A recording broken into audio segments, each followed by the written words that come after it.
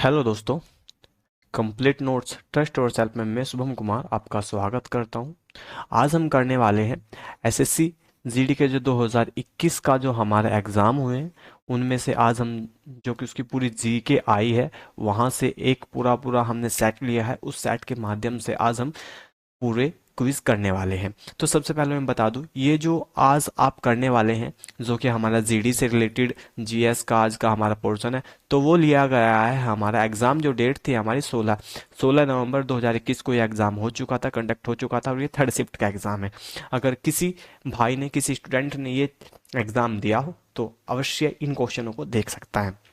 Otherwise अगर आप किसी भी कंपटीशन से रिलेटेड या कॉम्पिटिटिव एग्जाम की तैयारी कर रहे हैं तो ये वीडियो आपके लिए बहुत इंपॉर्टेंट होने वाली है, क्योंकि इसके साथ साथ में क्विज के साथ साथ में मैं आपको आज यहाँ पे स्टैटिक जीके भी कराने वाला हूँ जो कि किसी भी एग्जाम के लिए काफ़ी इंपॉर्टेंट होती है। हमारी जो सारी की सारी पीडीएफ होगी वो या पीपीटी होगी वो कहाँ पे मिल जाएगी? हमारी कंप्लीट नोट्स जो कि हमारा चैनल है टेलीग्राम पे, वहाँ पे हमारी सारी वीडियो की जो भी हमारी पीपीटी है वो वहाँ पे मिल जाएगी। तो चलिएगा, जो कि आज का हमारा पहला क्वेश्चन है। जैसे कि आज का हमारा पहला क्वेश्चन क्या है कि बम्बई में जो पहली सूती मिल थी वो किस वर्ष स्थापित की गई थी, आपसे पूछा गया और ये हमारा पहला ही क्वेश्चन है। तो इस प्रकार से हमारे सामने बहुत ही इजी से होने वाला है। तो इसका जो जस्ट हमारे सामने जो सही आंसर हो जाता है वह आंसर हो जाता है हमारा 1854 में पहली जो सूती मिल थी भारत में वो उसकी स्टैब्लिश की गई थी। अगर मैं यहाँ पे बात करता हूँ इसके बारे में, तो जो अगर मैं मुंबई की बात करता हूँ तो मुंबई को क्या कहा जाता है? सूती वस्त्र की राजधानी भारत को कहा जाता है। और ये उद्योग सूती वस्त्र के मामले में महाराष्ट्र किस पहले नंबर पे आता है। अगर मैं बात करता हूँ तो ये खोली कहाँ गई थी? तो ये खोली गई थी तारदेव में। ये कहाँ खोली गई थी? महाराष्ट्र के जो मुंबई क्षेत्र है उसके तारदेव में खोली गई थी। और ये खोली किसके द्वारा गई थी? कोवाजी नाना कोवाजी नाना भाई डाबर द्वारा ये खोली गई थी। अगर मैं यहाँ पे बात करता हूँ कॉटन के कपड़े के बारे में, तो ये कॉटन जो हमें जो सूती कपड़ा होता है वो हमें कॉटन से प्राप्त होता है। और कॉटन किस प्रकार से होता है? हमें अलग अलग से इस प्रकार से हमें मिल जाता है। अगर मैं बात करता हूँ यहाँ से कॉटन के बारे में, तो अलसी से हमें मिल सकता है और अन्य किसी और अन्य माध्यमों से हमें सब कुछ मिल सकता है। तो यहाँ पे आपके लिए क्या क्या इंपॉर्टेंट हो जाता है? सबसे पहले तो ये किस वर्ष इस्टेब्लिश की गई थी वो, और ये किसके द्वारा खोली गई थी? कोवाजी नाना भाई डाबर के द्वारा ये खोली गई थी। कहाँ खोली गई थी? मुंबई के क्षेत्र है वो पड़ जाता है, वो तारदेव में इस्टेब्लिश की गई थी। तो चलिएगा अगले क्वेश्चन की ओर चलते हैं। आपके सामने अगला क्वेश्चन है, निम्नलिखित में से किस राज्य में जो अवोर पहाड़ी स्थित है वो कौन से राज्य में है?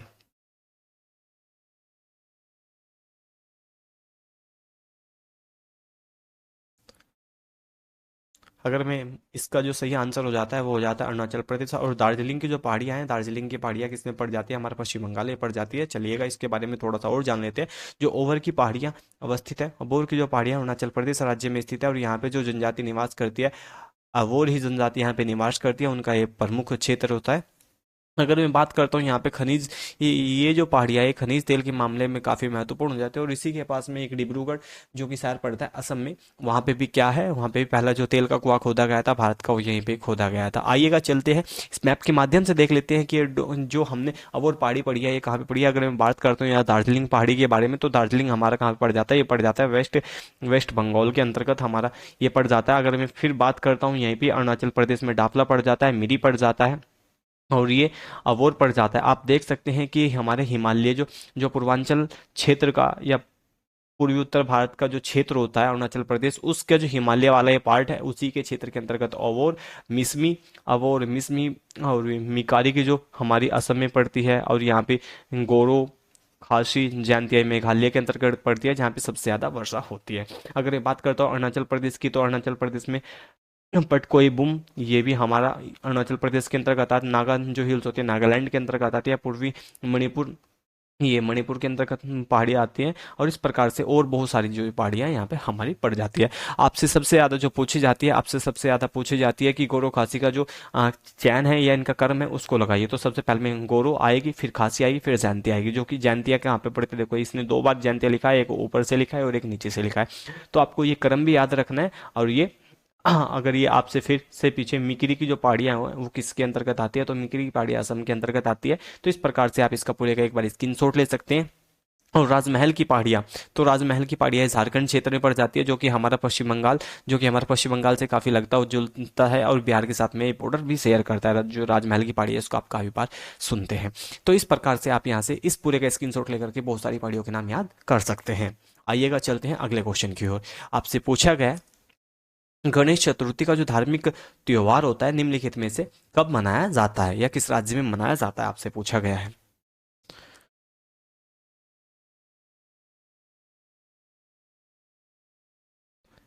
तो ये जो इसका सही आंसर हो जाता है वो हो जाता है महाराष्ट्र। ये जो क्षेत्र हो जाता है महाराष्ट्र जो है, महाराष्ट्र की जो राजधानी है वो है मुंबई। अगर मैं बात करता हूँ यहाँ पे चंडीगढ़, और चंडीगढ़ जो राजधानी बन जाता है पंजाब की और हरियाणा की, यहाँ से इसकी राजधानी बन जाता है। उत्तर प्रदेश की राजधानी जो है लखनऊ है। बट हम बात कर रहे हैं यहाँ पे गणेश चतुर्थी का जो त्योहार होता है उसके बारे में। तो एक भारत का प्रमुख त्योहार है जो कि पूरे भारतवर्ष में मनाया जाता है, बट परंतु ये जो त्योहार है महाराष्ट्र में बड़ी धूमधाम से मनाया जाता है। और इस गणेश चतुर्थी के दिन ही भगवान गणेश जी का जो जन्म होता है वो हो जाता है। और इनकी जो जन्म की गाथा है वो कुछ इस प्रकार होती है कि माता जो पार्वती होती है वो स्नान करने के लिए जाती है। स्नान करने से पहले वो अपने मैल से गणेश जी को बना देती है, गणेश जी को वहाँ पे द्वारपाल बना देती है और कह देती है कि अंदर कोई ना आने पाए। जब भगवान शिव अंदर जाते हैं तो उन गणेश जी उनको रोकते हैं, और गणेश जी के साथ साथ में जो भगवान शिव का उनके बीच में दोनों का क्या होता है, युद्ध होता है। और इसी कारणवश उनका भगवान शिव जब युद्ध काफी प्रचंड हो जाता है तो गणेश जी पर अपने त्रिशूल से हमला करके उनकी गर्दन को क्या कर देते हैं, अलग कर देते हैं। और फिर इस प्रकार से वरदान के तहत उनको फिर से जीवित किया जाता है। और जीवित इस प्रकार से किया जाता है कि विष्णु जी को कहा जाता है कि जो भी जीव आपको पहले मिले उसका आप सर ला करके यहाँ पे लगा दीजिएगा तो ये जीवित हो जाएंगे। तो इस प्रकार से गणेश जी के आप सूंड देखते हैं जो कि हमारे हाथी का रूप है। आइए आगे चलते हैं। इसका जो आंसर हो जाता है वो हो जाता है महाराष्ट्र। अगला क्वेश्चन है, 2011 की जो जनगणना थी उसमें जो सर्वाधिक कस्बे थे वो कितने हैं।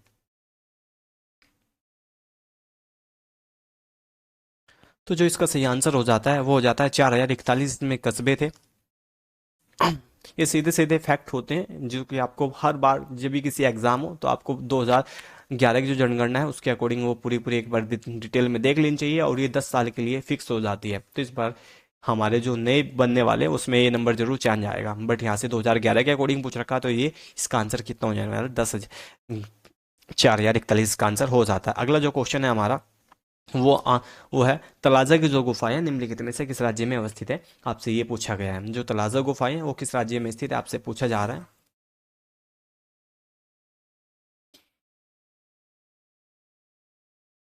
जो तलाजा की गुफाएं अगर मैं बात करता हूँ तो तलाजा गुफाएं जो पड़ जाती है वो पड़ जाती है गुजरात में।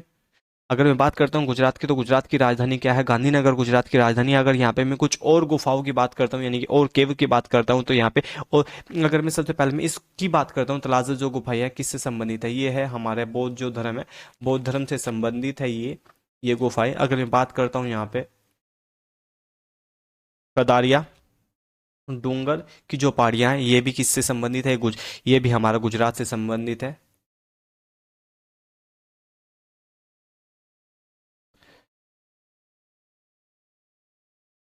और अगली पहाड़ी है सियोट। सियोट की जो गुफा है सियोट की जो गुफा है वो भी यहीं पे पड़ जाती है। और पांडव पांडव और पंच पांडव की जो गुफाएं हैं वो भी कहाँ पे पड़ जाती है, वो भी इसी क्षेत्र के अंतर्गत हमारा गुजरात में पड़ जाती है। तो इस प्रकार से आप यहाँ पे कुछ और गुफाओं के अगर आपको नाम याद रखते हैं, गदारिया गंजर की जो गुफाएं हैं वो यहीं पे पड़ जाती है। अगर मैं बात करता हूँ सियोट गुफा के बारे में, तो सियोट गुफा भी हमारे गुजरात में पड़ जाती है। और पांडव गुफा भी और पंच पांडव गुफा भी हमारे कहाँ पे पड़ जाती है, गुजरात में पड़ जाती है। आइएगा चलते हैं अगले क्वेश्चन की ओर। तो अगला क्वेश्चन है, जुलाई में जो कि आपसे प्रतिवर्ष मनाया जाने वाला त्योहार है वो कौन सा दिवस है मनाया जाता है, आपसे पूछ रहे हैं। तो जस्ट जो इसका आंसर हो जाता है, आपको सब कुछ पता है तो इसका आंसर हो जाता है विश्व जनसंख्या दिवस, इसका आंसर हो जाता है। तो अगर मैं बात करता हूँ यहाँ पे, अगर विश्व पर्यावरण दिवस मनाया जाता है 5 अप्रैल को, 5 जून को, ये 5 जून को मनाया जाता है। और ये 7 अप्रैल को मनाया जाता है, ये 7 अप्रैल को मनाया जाता है। और ये 22, शायद ये 22 तारीख को मनाया जाता है। और विश्व, अगर मैं बात करता हूँ कुछ और जो जुलाई में मंथ मनाए जाते हैं, अगर मैं उनकी बात करता हूँ यहाँ पे, सबसे पहले मैं अगर मैं बात करता हूँ तो पहली तारीख को यानी कि पहली जुलाई को जो भी मनाया जाता है वो मनाया जाता है। तो एक तो मनाया जाता है डॉक्टर दिवस, एक तो मनाया जाता है यहाँ पे डॉक्टर दिवस, साथ में जीएसटी। ये दो दिवस तो यहीं पे मनाए जाते हैं, यानी कि चिकित्सक दिवस और जो जीएसटी दिवस है वो कहाँ पे मनाया जाता है, 1 जुलाई को मनाया जाता है। अगर मैं बात करता हूँ 4 जुलाई के बारे में, अगर मैं बात करता हूँ 4 जुलाई के बारे में, तो अमेरिकन यानी कि यूएसए का जो स्वतंत्र दिवस है, फ्रीडम दिवस, इंडिपेंडेंस डे है, वो यहाँ पे मनाया जाता है 4 जुलाई को। अगर मैं बात करता हूँ फिर सबसे इंपॉर्टेंट जो हो जाता है युवा युवा कौशल दिवस के बारे में, युवा कौशल दिवस के बारे में अगर बात करता हूँ तो वो 15 जुलाई को मनाया जाता है। अगर मैं बात करता हूँ यहाँ पे 17 जुलाई के बारे में, अगर मैं बात करता हूँ 17 जुलाई के बारे में, तो ये अंतर्राष्ट्रीय न्याय दिवस मनाया जाता है। अंतर्राष्ट्रीय न्याय दिवस यहाँ पे मनाया जाता है। अगर मैं बात करता हूँ यहाँ पे 23 तारीख के बारे में, तो 23 तारीख को मनाया जाता है राष्ट्रीय प्रसारण दिवस। इससे पहले अगर मैं एक और बात करता हूँ, 18 जुलाई को जो मनाया जाता है, एक मनाया जाता है नेल्सन मंडेला दिवस। नेल्सन मंडेला जो कि अफ्रीका से संबंधित है, नेल्सन मंडेला दिवस मनाया जाता है। अगर मैं बात करता हूँ यहाँ पे सबसे ज्यादा इंपॉर्टेंट हो जाता है कारगिल दिवस, कारगिल दिवस यहाँ पे मनाया जाता है। तो इस प्रकार से हमने यहाँ पे और भी कई सारे पढ़े हैं। अगला क्वेश्चन है हमारा, प्रधानमंत्री नरेंद्र मोदी ने 3 घटनाओं के स्मरणोत्सव के सिलसिले में मार्च 2021 में बांग्लादेश का दौरा किया था, निम्नलिखित में से इनमें से कौन सा सही नहीं है। आपसे पूछा जा रहा है कि इनमें से कौन सा सही नहीं है। तो इस प्रकार की जो ये घटनाएं होती है उसको आपको अच्छे से रीड करना है। तो जो इसका जो सही आंसर हो जाता है वो हो जाता है कि जो बांग्लादेश जो भूमि हस्ताक्षर थे वो 10 वर्षों के लिए किए गए हैं, नहीं, वो ऐसा नहीं है। तो जो जो इसका सही आंसर हो जाता है वह किस प्रकार से है, अगर मैं इसके बारे में आपको बताता हूँ, तो यहाँ पे बांग्लादेश के साथ में भारत ने जो 100वां संशोधन था अपने लिए, कुछ भूमि भारत ने बांग्लादेश को और बांग्लादेश ने भारत को दी थी। बांग्लादेश के साथ में भारत की जो सीमाएं हैं वो सबसे ज़्यादा लगी हुई है, सबसे लंबी लगी है। अगर मैं इस सीमा की बात करता हूँ तो 4096 किलोमीटर की जो सीमा है भारत और बांग्लादेश की सीमा के बीच में आपस में समझौता करती है। तो आइएगा, चलेगा अगले क्वेश्चन की ओर चलते हैं। अगला क्वेश्चन क्या कहता है हमें, संविधान 52वां संशोधन अधिनियम 1985 द्वारा जोड़ी गई भारतीय संविधान की अनुसूची दल बदल के आधार पर निम्नलिखित किसी व्यक्ति को संसद के किसी भी सदस्य सदन या राज्य की विधानसभा परिषद के सदस्य होने की अयोग्य साबित करती है। आपसे पूछा गया है कि दल बदल की, इनडायरेक्टली क्वेश्चन आपसे पूछा जा रहा है कि जो दल बदल की जो जो दल बदल की सूची है वो किससे संबंधित है, आपको इसका अच्छे से पता होगा। अगर मैं बात करता हूँ तो यहाँ पे इसका जो सही आंसर हो जाता है वो आंसर हो जाता है 10वीं अनुसूची जो होती है, 10वीं अनुसूची के तहत इसको क्या कर दिया जाता है, दल बदल के तहत इसमें बदल दिया जाता है, उसे यह योग्य घोषित कर दिया जाता है। अगर मैं बात करता हूँ यहाँ पे भारत में कुछ शुरुआती दौर में कुल 8 अनुसूचियाँ थी, आज वर्तमान में कितनी अनुसूचियों की बात करते हैं, आज वर्तमान में हम 12 अनुसूचियों की बात करते हैं। अगर मैं पहले अनुसूची की बात करता हूँ जो कि हमारे हमारे संघ और राज्य क्षेत्र से संबंधित है, उनका वर्णन करते हैं। अगर दूसरी सूची की बात करता हूँ तो यहाँ पे जो मुख्य अधिकारी होते हैं भारत के, उनके वेतन और भत्तों की बात मैं करता हूँ, तो यहाँ पे वेतन और भत्तों के बारे में बात की जाती है। अगर मैं अनुसूची 3 की बात करता हूँ तो अनुसूची 3 में क्या कहा जाता है, जो यहाँ पे शपथ दिलाई जाती है, ये जो अनुसूची 3 है वो शपथ दिलाए जाने के कार्य करती है। अगर मैं बात करता हूँ यहाँ पे फिर अनुसूची 4 की, तो जो राज्यसभा में सीटों का आवंटन है उनके लिए ये हमारी जो अनुसूची 4 है उसके लिए प्रस्तावित है। अगर मैं अनुसूची 5 की बात करता हूँ तो ये जो अनुसूचित क्षेत्र और अनुसूचित जनजातीय जो क्षेत्र होते हैं उनके जो प्रशासन और जो नियंत्रण की बात करते हैं वो किस अनुसूची के अंतर्गत आती है, वो आती है 5वीं अनुसूची के अंतर्गत। अगर मैं 6वीं अनुसूची की बात करता हूँ तो यहाँ पे असम, मेघालय, त्रिपुरा, मिजोरम राज्य के जो जनजातीय क्षेत्र उनमें जो प्रशासन एडमिनिस्ट्रेशन की बात होती है तो वो अनुसूची हमारी 6ठी के अंतर्गत आती है। अगर मैं 7वीं की बात करता हूँ तो यहाँ पे केंद्र और राज्यों के बीच में जो सूचियाँ बनी गई है उनके संबंध की बात करते हैं, तो 3 प्रकार की सूचियाँ, संघ सूची, राज्य सूची, समवर्ती सूची, इस प्रकार से इनके बारे में बात करते हैं। और 8वीं अनुसूची के बारे में बात करते हैं तो यहाँ पे 22 भाषाओं के बारे में बात की गई है, जो कि मूल संविधान में 14 भाषाओं का वर्णन किया गया था। अगर मैं बात करता हूँ यहाँ पे 9वीं अनुसूची के बारे में, तो ये करों से ये कुछ क्या है, ये भूमि सुधार संबंधित है, और ये भारत के जो पहला संविधान संशोधन किया गया था ये तब जोड़ी गई थी। अगर मैं 10वीं अनुसूची की बात करता हूँ तो 10वीं अनुसूची जो किससे संबंधित, जो कि अभी हम पढ़ के आए हैं, दल बदल से संबंधित है। और ये किस किस संविधान संशोधन के तहत जोड़ी गई, तो ये 52वें संविधान संशोधन के तहत जोड़ी गई है 1985 में। अगर मैं 11वीं अनुसूची की बात करता हूँ तो 11वीं अनुसूची में क्या कहा गया है, जो पंचायती राज है, जो पंचायती राज से संबंधित जो घटनाएं हैं वो जोड़ी गई है। और पंचायती राज में ये 73वें संविधान संशोधन 1992 में यह अनुसूची जोड़ी गई है। अगर मैं बात करता हूँ अनुच्छेद, अगर मैं बात करता हूँ 12वीं अनुसूची के बारे में, तो 12वीं अनुसूची नगर पालिका से संबंधित है, जो कि 74वें संविधान संशोधन द्वारा 1993 में ही जोड़ दी गई थी। तो इस प्रकार से हमने 12 अनुसूचियां पढ़ी है। आपको इसका एक बार फिर से स्क्रीनशॉट ले लेना है,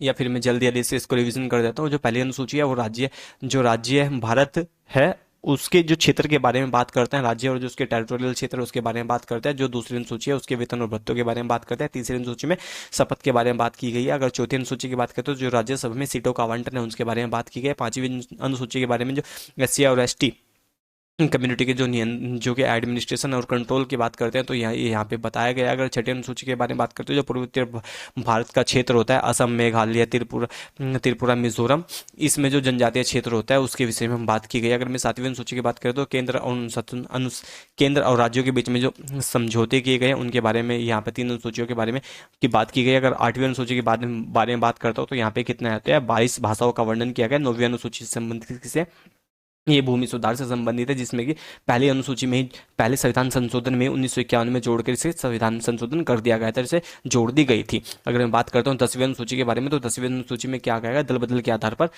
कोई भी अयोग्य घोषित किया जा सकता है। और ये कौन से अमेंडमेंट के तहत किया गया था, ये किया गया था हमारा 52वें संविधान संशोधन के द्वारा 1985 में। अगर मैं बात करता हूँ 11वीं अनुसूची के बारे में, तो 11वीं अनुसूची पंचायती राज से संबंधित, जो कि 73वें संविधान संशोधन द्वारा जोड़ी गई है। अगर मैं बात करता हूँ 12वीं अनुसूची के बारे में, तो इसमें नगर पालिकाओं के बारे में बात की गई, यानी कि म्यूनसिपैलिटीज के बारे में बात की गई है। 74वें संविधान संशोधन द्वारा जोड़ी गई है। आइए चलते हैं अगले क्वेश्चन की ओर। तो अगला क्वेश्चन क्या कहता है हमें, जो कि वनों की कटाई का परिणाम नहीं है, निम्नलिखित में से क्या वनों की कटाई का परिणाम नहीं है, आपसे पूछा जा रहा है।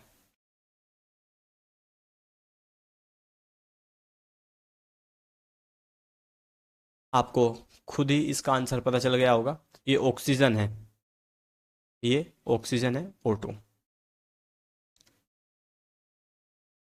अगर हम इसके परिणाम की बात करते हैं तो प्रकृति के समय संतुलन में गड़बड़ी होगी, ये इसका परिणाम है। या फिर दूसरा आपसे पूछा गया पृथ्वी पर प्रदूषण का स्तर में वृद्धि, या फिर तीसरा जो परिणाम होगा वो क्या होगा, वायुमंडल में ऑक्सीजन के स्तर में वृद्धि। जब पेड़ पौधे ही नहीं रहेंगे तो ऑक्सीजन में वृद्धि कहाँ से आ जाएगी, तो इसका आंसर क्या होना चाहिए, हमारा आंसर यही होना चाहिए। कुछ क्वेश्चन क्या होते हैं बिल्कुल कॉमन सेंस के आते हैं, जो कि हमें बिल्कुल भी सही कर लेने चाहिए। अगला जो क्वेश्चन है आपसे पूछा जा रहा है, महान फुटबॉलर डिएगो माराडोना नवंबर 2020 में उनका निधन हो गया, वह किस देश से संबंधित है, आपसे पूछा गया है।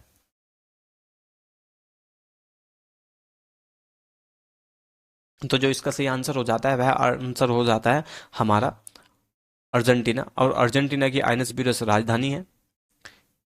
और हाल ही में अभी एक ऑस्ट्रेलियाई खिलाड़ी का निधन हुआ है,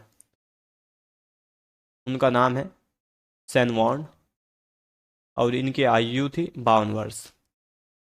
इनका भी हार्ट अटैक के कारण निधन हो गया, और इससे पहले एंड्रू साइमंड्स का भी निधन हो गया था।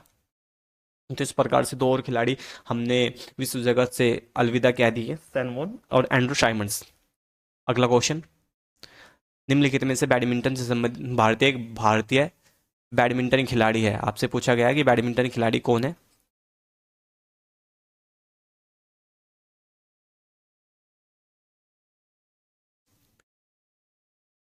तो इसका जो सही आंसर हो जाता है वह हो जाता है बी साई प्रणीत, इसका सही आंसर हो जाता है।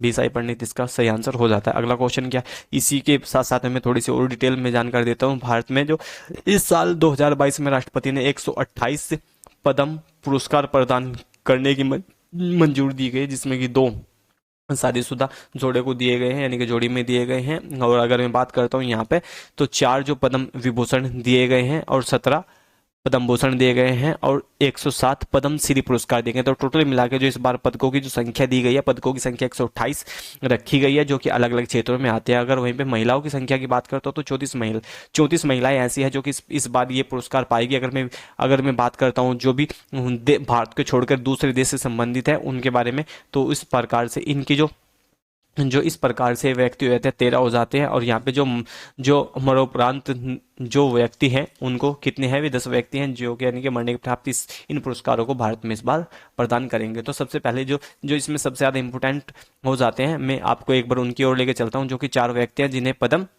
भूषण मिला है। तो पद्म भूषण किसे मिला है? सुश्री प्रभा अत्रे, इनको किस कला के क्षेत्र में मिला है? महाराष्ट्र से थी। अगर अगले की बात करता हूँ, श्री राधा श्याम खेमके, जो मरणोपरांत मिला है, साहित्य और शिक्षा से क्षेत्र से संबंधित थी, उत्तर प्रदेश की रहने वाली थी। अगर मैं जनरल विपिन रावत की बात करता हूँ तो ये भारत के पहले सीडीएस थे, ये प्रथम सीडी ये भारत के पहले सीडीएस थे। और ये सिविल सेवा, ये उत्तराखंड से रहने वाले थे। अगर मैं बात करता हूँ कल्याण सिंह की, तो ये इनको भी मरणोपरांत दिया गया है, इन्हें पब्लिक अफेयर्स के लिए दिया गया है उत्तर प्रदेश में। अगले क्वेश्चन की बात करते हैं तो सिरियतुल्ला खां अंग्रेजों के खिलाफ किस आंदोलन में इन्होंने भाग लिया था? सिरियतुल्ला ने अंग्रेजों के खिलाफ किस आंदोलन में भाग लिया था, आपसे पूछा जा रहा है। तो इस प्रकार से जो इसका आंसर हो जाता है वो हो जाता है फरारी आंदोलन। अगर मैं बात करता हूँ यहाँ पे इस आंदोलन के बारे में, तो ये जो आंदोलन था, ये फरारी आंदोलन जो था 1920 में और 1958 तक चला था। जो इसके नेता थे वो कौन थे? दादू मीर इसके नेता थे। अगर मैं बात करता हूँ जो इनका मुख्य नारा था दादू मीर जी ने, जो समस्त भूमि का जो मालिक है वो कौन है? खुदा है। इस प्रकार से उन्होंने अपना नारा दिया था इस प्रकार से। और ये काफी लंबे समय तक चलता रहा और ये विद्रोह 1857 में जाकर के क्या हुआ है? समाप्त तो हो गया है, जब इसे किस में मिला दिया गया? वैराबी आंदोलन में शामिल इसे कर लिया गया था। तो इस प्रकार से इसके बारे में और भी कहने को बहुत कुछ है, बट मैं इतना ही रखना चाहूंगा। अगला जो इसके कुछ कारण है, ये यहाँ पे कारण है, आप इसके स्क्रीनशॉट लेकर के पढ़ भी सकते हैं। जो इसका एक मुख्य कारण है, अगर मैं उसकी बात करता हूँ, फराजी आंदोलन का जो मुख्य उद्देश्य था इस्लाम धर्म में सुधार करना था। ये किस लिए संबंधित था? ये इस्लाम धर्म से संबंधित था और इस्लाम धर्म में इसमें क्या करना था? इसमें सुधार करना था। अगर मैं बात करता हूँ सन्यासी विद्रोह के बारे में, तो सन्यासी ये था बंगाल भाषा से संबंधित है। ये एक उपन्यास, जो उपन्यासकार थे ये बंकिम चंद्र चटर्जी उपाध्याय, इनके द्वारा लिखा गया था 1882 में। आनंद मठ, ये बहुत ज़्यादा इंपॉर्टेंट है। आनंद मठ किसने लिखा है, कब लिखा है, किस उपन्यास से संबंधित? इस प्रकार से आपसे बहुत बार पूछा जा चुका है। सन्यासी, ये बात कर रहे हैं हम सन्यासी विद्रोह के बारे में। सन्यासी जो आंदोलन था वो किससे संबंधित है, किस आंदोलन से संबंधित है? आपसे पूछा, बहुत बार पूछा जा चुका है कि आनंद मठ पुस्तक किस आंदोलन से प्रेरित है, तो उसका जो आंसर हो जाता है सन्यासी विद्रोह, इसका आंसर हो जाता है। और ये कब चला था? 1882 में इसका हमारा आंसर बन जाता है। आइएगा चलते हैं अगले क्वेश्चन की ओर। अक्टूबर 2020 में विश्व बैंक ने वित्तीय वर्ष 2020-21 में भारत की जो जीडीपी थी वो कितने प्रतिशत संकुचन की उम्मीद उन्होंने रखी थी? तो जो इसका सही आंसर है वो इसका सही आंसर हो जाना था 9.6 इसकी जीडीपी का संकुचन रखा था। बट अगर मैं आपको जीडीपी के बारे में बताता हूँ तो जीडीपी क्या कहता है, तो जीडीपी इनडायरेक्टली हमें ये कहता है कि हम एक वर्ष में जो भी उत्पादन करते हैं देश की सीमाओं के अंतर्गत, वो सभी का सभी हमारा जीडीपी के तहत आता है। चाहे वो हमने कहीं पे भी किया हो, किसी भी तरीके से किया हो, बस वो देश की सीमाओं के भीतर होना चाहिए। आपसे ये कहा गया सीधा सीधा सा, एक वर्ष में एक राष्ट्र की सीमा के भीतर सभी अंतिम माल और सेवाओं का जो मूल्य होता है वो क्या कहलाता है? हमारा जीडीपी कहलाता है। अगर मैं बात करता हूँ तो इस बार 2022 में वित्तीय वर्ष 23 वर्षों की पहली, यानी कि जो 23 वर्ष में पहली बार ऐसा हुआ है कि जीडीपी जो कितना हो गया? जीडीपी 13.5% रहा है। यह है भारतीय रिजर्व बैंक के वित्त वर्ष 23 की पहली तिमाही में 16.2% जीडीपी के साथ में क्या हुआ है? वृद्धि के अनुमान से कम रहा है।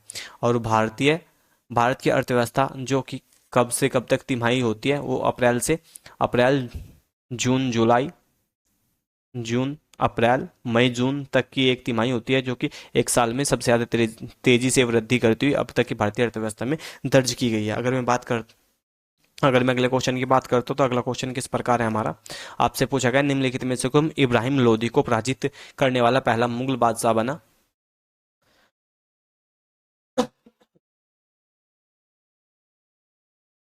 इब्राहिम लोदी को पराजित करने वाला पहला जो मुगल सम्राट था वो कौन था, वो मुगल सम्राट थे बाबर। अगर मैं बाबर के बारे में थोड़ा सा यहाँ पे बता देता हूँ, जरूद्दीन महमूद या उर्फ बाबर के नाम से इसको जाना जाता है। जो ये इन्होंने मुगल साम्राज्य के इन्हें संस्थापक माना जाता है और प्रथम शासक थे। उसके बाद में हुमायूं आए। इनका जो जन्म होता है उज्बेकिस्तान, वर्तमान उज्बेकिस्तान, उस वक्त के अफगानिस्तान में इनका जन्म होता है और यह तैमूर और चंगेज खां के वंशज होते हैं।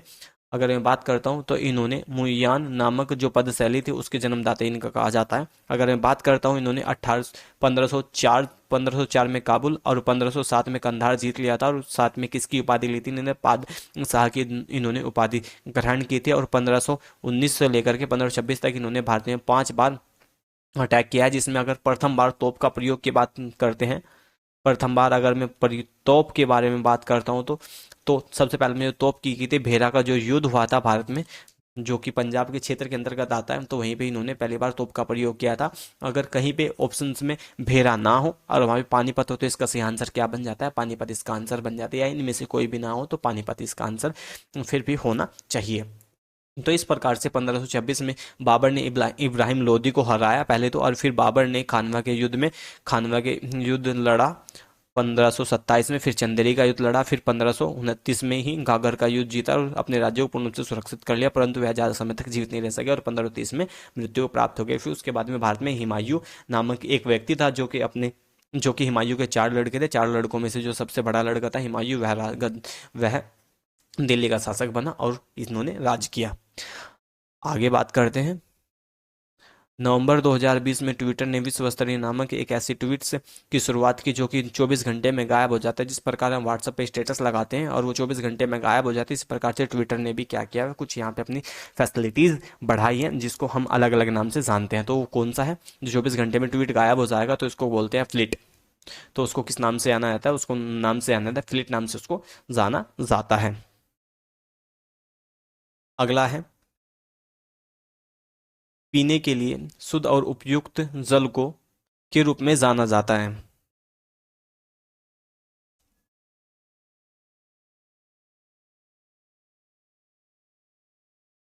तो जो इसका सही आंसर हो जाता है उसको पिए ही जल बोला जाएगा। जब हम उसको प्रयोग किस लिए कर रहे हैं, पीने के लिए कर रहे हैं, तो हमारा भी आंसर ये ही हो जाएगा। अगला क्वेश्चन है, अभिनेत्री कंगना रनावत ने नामक निम्नलिखित में से, यानी कि आपसे पूछ रहा है किन फिल्मों के माध्यम से उन्होंने जो 67वां 67वां राष्ट्रीय पुरस्कार 2019 था उसके लिए उन्हें क्या किया गया है, उन्हें चुना गया है। तो जस्ट जो इसका आंसर हो जाता है वह हो जाता है यहाँ पे पंगा के लिए, और Manikarnika the queens of Jhansi के लिए उन्हें इस अवार्ड से उन्हें ये पंगा है, ये पंगा है, थोड़ा टाइपिंग में गलती हो रही है। अगला क्वेश्चन है, अगर मैं बात करता हूँ ये 67 था, और ये अगर मैं बात करूँ तो 68 की, तो यहाँ पे जो बेस्ट फिल्म पॉपुलर थी वो तानाजी थी। अजय अजय देवगन के यहाँ पे बेस्ट एक्टर चुने गए थे वो। अगर मैं बेस्ट हिंदी फिल्म की बात करता हूँ तो यहाँ पे तुलसीदास जूनियर आ जाते हैं। अगर मैं बेस्ट फिल्म फ्यूचर्स अवार्ड्स की बात करता हूँ सोराई पोट पोट्रू ये तमिल फिल्म है। तो इस प्रकार से यहाँ पे सब कुछ दिए गए हैं। अगर मैं बेस्ट बेस्ट डायरेक्टर की बात करता हूँ तो आर के सचिदानंद, ये मलयालम फिल्मों के हैं बेस्ट। इस प्रकार से अगर मैं बेस्ट गीत की बात करता हूँ तो मनोज यहाँ पे है साइना के लिए। तो इस प्रकार से आप के सामने पूरी पूरी एक लिस्ट है जिसको आपके स्क्रीनशॉट ले लेना है और सारे के सारे याद कर लेने हैं। अगले क्वेश्चन की ओर चलते हैं। इंपेरियल बैंक ऑफ इंडिया की स्थापना कब हुई है, आपसे पूछा गया।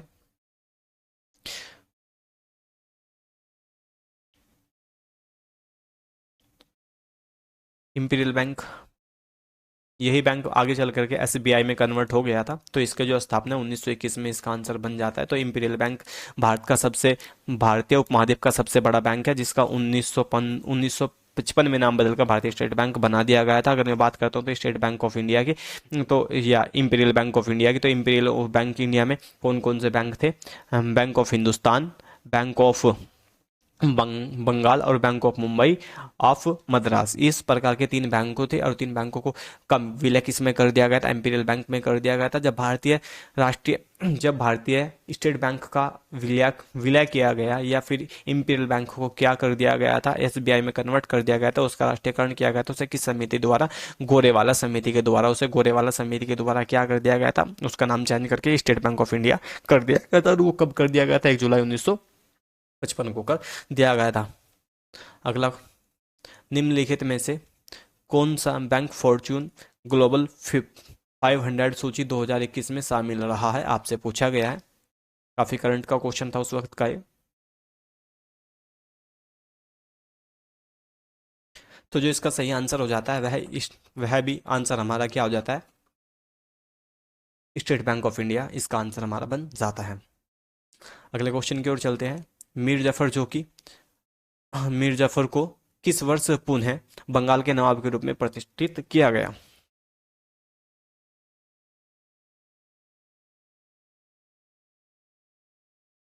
यानी कि हम कह सकते हैं यहाँ पे मीर जफर 2 बार बने हैं। जिसका जो हमारा एसएससी ने जो इसका सही आंसर दिया है वो दिया है 1764। इसका एसएससी ने सही आंसर दिया है, बट इसका जो सही आंसर होना चाहिए था मेरे अकॉर्डिंग ये 1763 इसका आंसर होना चाहिए था। वो क्यों? वो भी एक बार हम बता देते हैं। ये बंगाल के सारे गवर्नर हैं जो कि अब तक बने हैं। अगर मैं बात करता हूँ सिर्फ यहाँ पे सिराजुद्दौला के बारे में, तो सिराजुद्दौला 1756 से 1757 तक बने हैं, फिर नजफी बने हैं, और फिर यहाँ पे आ जाता है मीर जफर खान। अगर मैं मीर जफर अली की बात करता हूँ तो ये 1757 से लेकर के 1700 कब तक बने ये? अगर मैं बात करता हूँ 1757 से लेकर के 1760 तक यहाँ पे बन जाते हैं, और फिर आते हैं दोबारा से मीर कासिम। अगर मीर कासिम ये 3 वर्ष का शासन करते हैं और फिर से दोबारा वापस क्या आ जाते हैं यहाँ पे? मीर जफर आ जाते हैं। तो मीर जफर का यहाँ पे जस्ट हमने जो कार्यकाल लिखा है वो कितना लिखा है? 1763 से लेकर 1765 तक यहाँ पे हम कार्यकाल देखते हैं, और इस प्रकार से हमारा ये खत्म हो जाता है। आइएगा, अगला क्वेश्चन है। मेगा फूड पार्क योजना का लक्ष्य संग्रह केंद्रों और प्रशासनिक प्राथमिक प्रसंस्करण केंद्रों के नेटवर्क के माध्यम से खेतों के प्रसंस्करण और फिर उपभोक्ता बाजारों तक सीधे जुड़ाव वाली एक प्रणाली प्रदान करना है। और नवंबर 2020 में नरेंद्र सिंह तोमर ने इनमें से किस राज्य में मेगा फूड पार्क का वर्चुअल उद्घाटन किया? यानी कि आपसे सीधा सीधा पूछा जा चुका है कि मेगा जो फूड पार्क है उसका वर्चुअल जो उद्घाटन किया गया, कब किया गया? इतना सारा पढ़ने की आपको कोई जरूरत नहीं था, बट फिर भी इन्होंने क्वेश्चन को लेंथी किया ताकि स्टूडेंट के कंफ्यूज हो सके। तो इसका जो सही सही आंसर हो जाता है वो हो जाता है पंजाब। और पंजाब की राजधानी हम जानते हैं कि क्या है? चंडीगढ़ इसकी राजधानी है, और यहाँ पे आम आदमी पार्टी की सरकार है। आइए चलते हैं। सोमालिया के जो नवनिर्वाचित उस वक्त के प्रधानमंत्री थे वो कौन थे?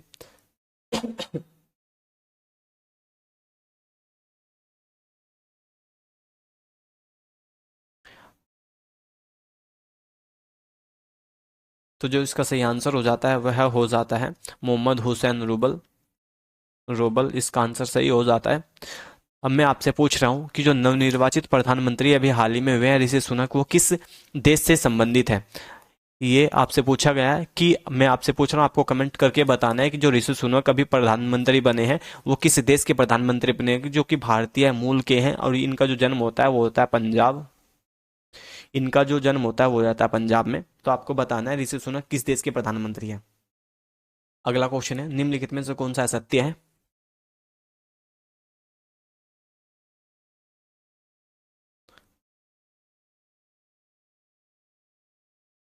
कौन सा कथन सत्य है? आपसे पूछा गया है इनमें से कौन सा कथन जो था सत्य था, वो आपसे पूछा जा रहा है। तो जो इसका सही आंसर हो जाता है वह हो जाता है क्षार जो होते हैं स्वाद में कड़वे होते हैं।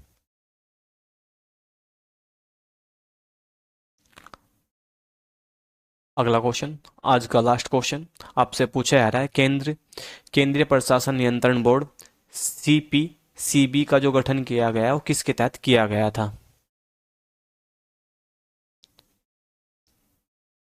तो जो इसका जो सही आंसर हो जाता है वह हो जाता है जल प्रदूषण निवारण एवं नियंत्रण अधिनियम 1974 के तहत इसका उद्घाटन किया गया था। अगर आपको मेरी ये वीडियो अच्छी लगी हो जैसे कि मैंने इसमें बहुत सारी कोशिश किया है। आपको मेरी इस वीडियो के माध्यम से मुझे कुछ कहना चाहते हो या इसके बारे में कुछ फीडबैक देना चाहते हो तो उसके बारे में आप कमेंट में नीचे बता सकते हैं। बाकी की जो आपको ये पूरी पीपीटी है वो हमारे टेलीग्राम चैनल पे मिल जाएगी, जिसका लिंक हम डिस्क्रिप्शन में दे देंगे नीचे। अगर आपको मेरी ये वीडियो अच्छी लगी हो तो इसे लाइक करना, सब्सक्राइब करना मेरे चैनल को, और साथ के साथ में मैं अभी और एसएससी के जो जीडी के हमारे एग्जाम है उनके बारे में मैं सारे सारे कुछ और क्वेश्चन भी यहाँ पे लेके आने वाला हूँ, यानी कि जो हमारे सभी के सभी साथ में इसकी जो स्ट्रेटेजी है वो आपके लिए काफ़ी इंपॉर्टेंट होने वाली है। तो चलिएगा, मिलते हैं हम जल्दी अपनी एक नई क्विज के साथ में एसएससी जीडी में फिर से। Thank you guys.